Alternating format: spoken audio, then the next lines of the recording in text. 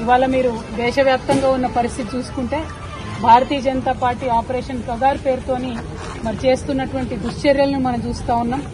మరి Maoist party general secretary గారు నంబాల కేశవరావు గారు వారు ఎన్కౌంటర్లో మృతి చెందితే కనీస మానవత్వం చూపించి అంతిమ సంస్కారం కోసం కుటుంబ సభ్యులకు మృతదేహాన్ని ఇచ్చేటటువంటి సంస్కారం కూడా లేనటువంటి పార్టీ భారతీయ జనతా పార్టీ.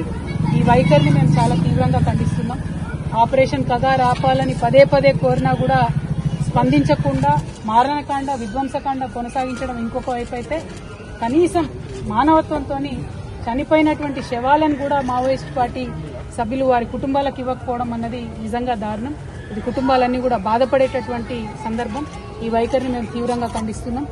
అట్లానే మరి మంచిర్యాల జిల్లాలో నిన్నగాక మనం చూసినాం, సరస్వతి నది పుష్కరాలు కాళేశ్వరం దగ్గర జరిగినాయి.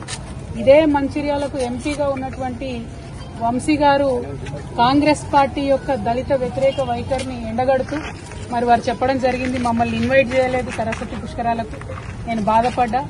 ధనం కన్నా పదవి కన్నా కులం గొప్పది ఈ సమాజంలో, నాకు చాలా అవమానం జరిగిందని వారు చెప్పడం జరిగింది. కాంగ్రెస్ పార్టీ రేవంత్ రెడ్డి గారు యాదగిరి గుట్టలో కూడా అదే చేసిండ్రు.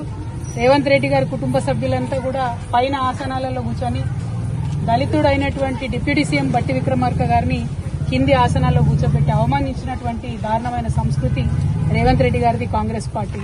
మరి రెండు పార్టీల వైఖరి కూడా మరి సమసమాజ నిర్మాణానికి గాని ప్రోగ్రెసివ్ థాట్ ప్రాసెస్ గాని వ్యతిరేకంగా పనిచేస్తున్నటువంటి సందర్భాన్ని మునీర్ అన్న లాంటి జర్నలిస్టులు అందరూ కూడా తమ కళాలు జుల్పించి మరి వ్యతిరేకించాల్సినటువంటి అవసరం ఉందని చెప్పి ఈ మంచిర్యాల గడ్డ నుంచి నేను పిలిపిస్తా ఉన్నాను. ఎందుకంటే మంచిర్యాల అంటే మనందరికీ తెలుసు పోరాటాల పటిమ ఉన్నటువంటి ప్రాంతం. మరి ఇక్కడ ఉండేటటువంటి వారందరం కూడా నిర్బంధంగా ఖండించాల్సినటువంటి రెండు చర్యలను కూడా ఈ సందర్భంగా గుర్తు చేసుకుంటూ మరి మునీర్ అన్న ఆత్మకు శాంతి కలగాలని మనస్ఫూర్తిగా కోరుకుంటూ వారి కుటుంబ సభ్యులకి మరొకసారి ప్రగాఢంగా నా యొక్క సానుభూతిని నేను తెలియజేస్తున్నాను. Thank you.